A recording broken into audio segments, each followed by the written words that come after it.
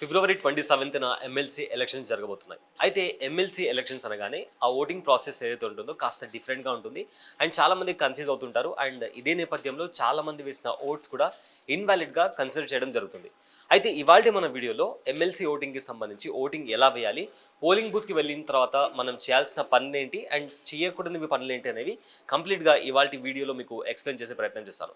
So ఫస్ట్గా ఇక్కడ మనం చూసుకుంటే మన ఏదైతే మన పోలింగ్ బూత్ ఉంటుందో అక్కడికి వెళ్ళిన తర్వాత పోలింగ్ బూత్ బయట క్యాండిడేట్స్ లిస్ట్ ఉంటుంది. అంటే వాళ్ళ సీరియల్ నెంబర్, క్యాండిడేట్ నేమ్ ఏంటి, వాళ్ళ ఫోటోగ్రాఫ్ అండ్ వాళ్ళ అడ్రస్ అండ్ దాంతోపాటు వాళ్ళు ఏ పార్టీతో అఫిలియేట్ ఉన్నారు అనేవి కంప్లీట్గా పోలింగ్ బూత్ ఏదైతే ఉందో అక్కడ ఈ ఫార్మాట్లో ప్రింట్ చేసి అక్కడ గోడ పైన అతికించడం జరుగుతుంది. ఇందాక చెప్పినట్లు సీరియల్ నెంబర్ ఉంటుంది, వాళ్ళ పేరు ఉంటుంది అండ్ దాంతోపాటు వాళ్ళ ఫోటోగ్రాఫ్ అండ్ వాళ్ళ అడ్రస్ ఉంటుంది అండ్ దాంతోపాటు వాళ్ళు ఏ పార్టీకి అఫిలియేట్ అయి ఉన్నారని కూడా చాలా క్లియర్గా ఉంటుంది.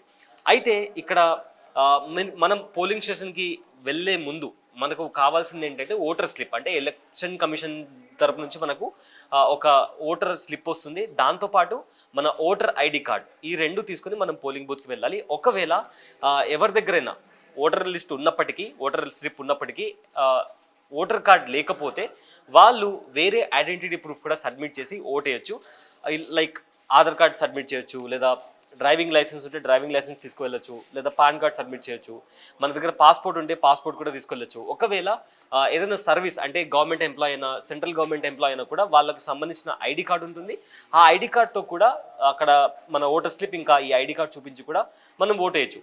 సో ఇలా రకరకాల ఐడెంటిటీ ప్రూఫ్, ఏదైతే రికగ్నైజ్డ్ ఐడెంటిటీ ప్రూఫ్ ఉంటాయో అవి చూపించి మనం ఓట్ అనేది వేయచ్చు. సో ఈదర్ నేను ఇందాక చెప్పిన ఐడెంటిటీ ప్రూఫ్ కావచ్చు, లేదా ఓటర్ కార్డ్తో పాటు ఓటర్ స్లిప్ తీసుకొని మనకు సంబంధించిన పోలింగ్ స్టేషన్కి వెళ్ళాలి. అక్కడ పోలింగ్ స్టేషన్కి వెళ్ళిన తర్వాత ప్రిసైడింగ్ ఆఫీసర్ ఉంటారు, అలానే అసిస్టెంట్ ప్రిసైడింగ్ ఆఫీసర్ ఉంటారు. వాళ్ళు మీకు బ్యాలెట్ పేపర్తో పాటు, అంటే మీరు ఏదైతే ఓటు వేయాలో ఆ బ్యాలెట్ పేపర్తో పాటు ఒక వైలెట్ కలర్ ఇంక్ పెన్ కూడా మీకు ఇస్తారు. మీరు దాంతోనే ఓటు వేయాల్సి ఉంటుంది. సో బ్యాలెట్ పేపర్, దాంతోపాటు ఒక వైలెట్ కలర్ పెన్ కూడా మీకు ఇవ్వడం జరుగుతుంది. సో ఈ విధంగా బ్యాలెట్ పేపర్ అనేది మనకు కనిపిస్తుంది.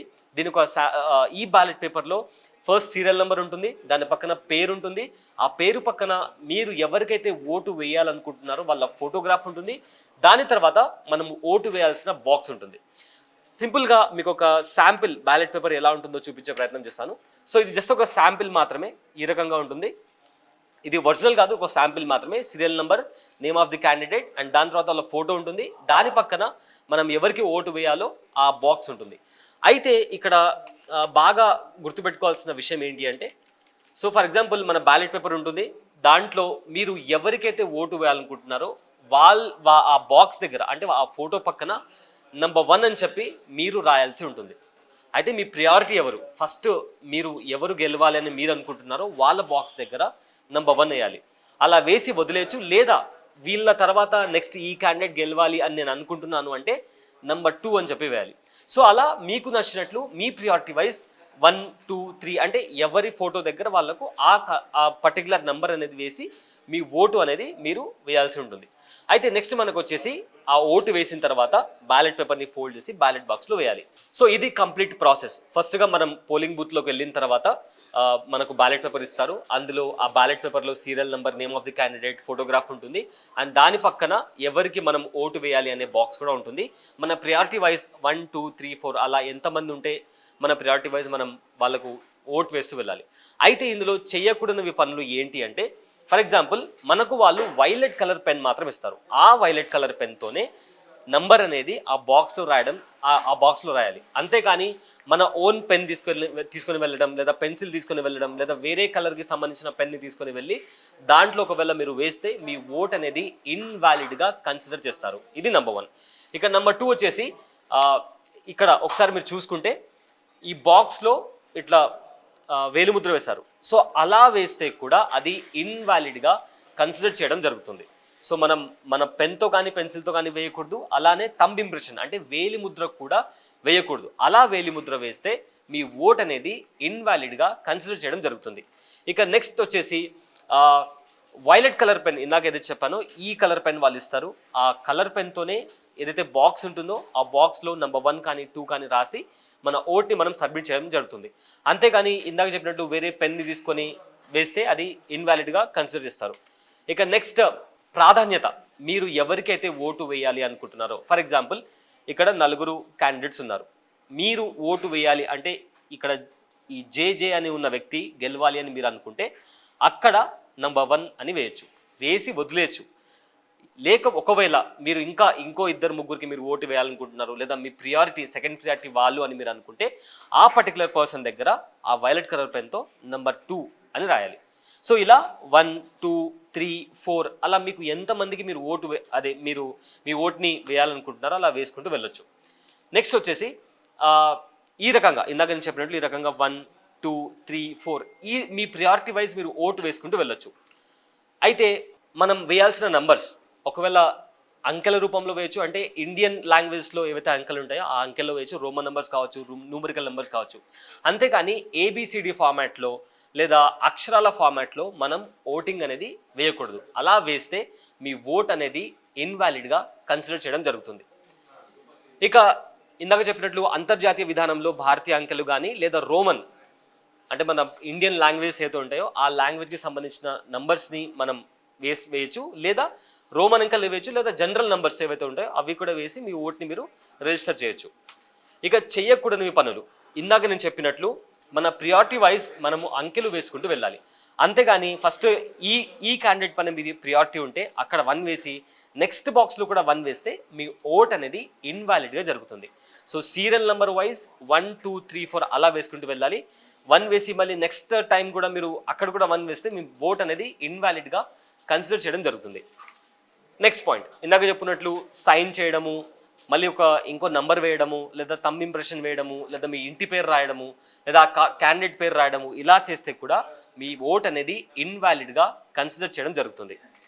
నెక్స్ట్ నంబర్స్ని అక్షరాల రూపంలో రాయడం, ONE1 అని రాయడం, TWO2 అని రాయడం, లేదా 3HRE3 అని రాయడం, ఇలా అక్షరాల రూపంలో రాస్తే కూడా మీ ఓట్ అనేది ఇన్వాలిడ్గా కన్సిడర్ చేయడం జరుగుతుంది.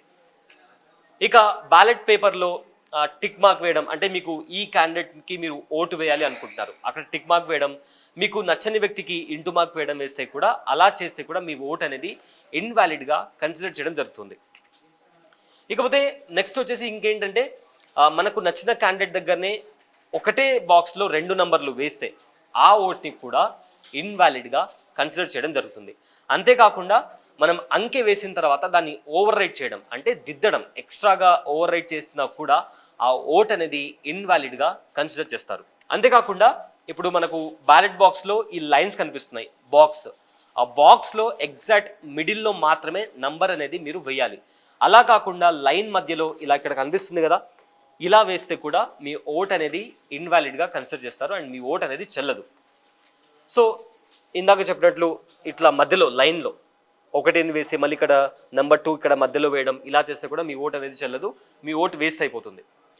అంతేకాకుండా ఇట్లా సర్కిల్ రూపంలో వేసి ఇంటూ మార్క్స్ వేయడం, మిగతా బాక్సెస్లో నంబర్స్ వేయడం, ఇలా కూడా చేయదు. మీ ప్రియారిటీ అయితే ఉందో అక్కడ నంబర్ 1 వేయాలి, దాని తర్వాత నంబర్ 2, నంబర్ 3, నంబర్ 4 ఇలా వేసుకుంటూ జరగాలి. అంతేకాని ఇలా సైన్స్ వేయడం, బొమ్మలు వేయడం అలా చేస్తే కూడా మీ ఓట్ అనేది ఇన్వాలిడ్గా కన్సిడర్ చేస్తారు. ఇక అంతేకాకుండా ఇందాక చెప్పినట్లు పెన్సిల్ కానీ, పెన్ కానీ, స్కెచ్ పెన్ కానీ ఇలాంటి వాటితో మీరు ఓటు వేస్తే మీ ఓట్ అనేది ఇన్వాలిడ్గా కన్సిడర్ చేస్తారు.